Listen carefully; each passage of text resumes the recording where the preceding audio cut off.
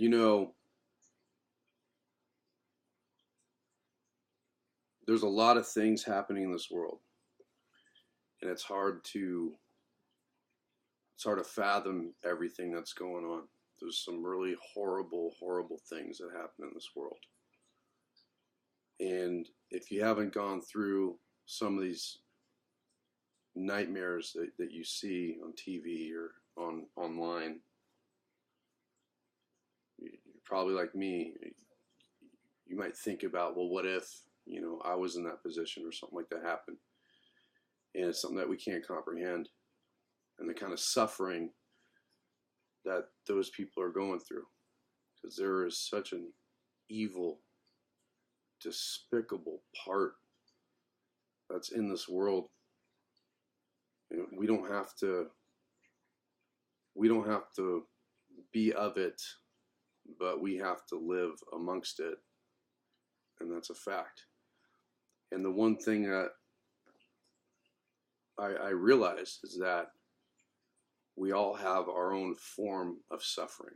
We have our own experiences and personal experiences, things that we go through, and people that do bad things to us that are our own personal experience. And because it's so personal and because it's so close to us and we're the ones in a subjective point of view, because we are going through it, then it makes it that much more of a lonely feeling. And there's no, I have a really tight-knit group of people, and I'm sure you do too, that you keep close to you. And it could be one person, it could be a few. And I've learned to have very little expectations of people. And it's not a bad thing. It's just there's a form of giving people grace for doing something or to you or whatever it is.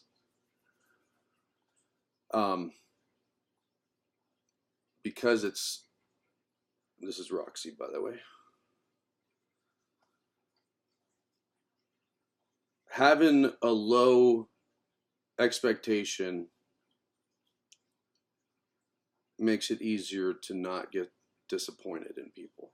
And the close ones that we have to us, we know we can count on. Until, unfortunately, if any of those people do something, then we become very disappointed. And it makes sense to feel that way. But not all hope is lost. The one thing that I've discovered and that I realize, and this is a choice, is I made a choice to open up the door to let the Holy Spirit come in, God, and it makes it so much easier to experience these things that we have happening to us in life. Now we do suffer. Things can happen, and we're not without suffering. But it's important to feel the feels and not turn to drug use or overconsumption of alcohol or different vices, overeating, all these things that I have done, that I've turned to before. But what happens is you suppress all those feelings anyways, and you just use a vice. And I urge you to go through the feels, go through the feelings, and really feel it, and go through what you have to go through. Because you're eventually going to anyways. Roxy, come here. Yeah.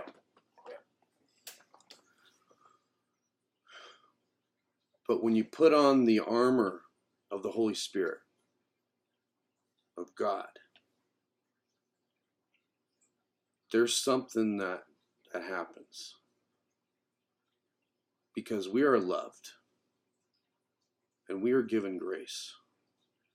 And we just have to ask for that through prayer and faith.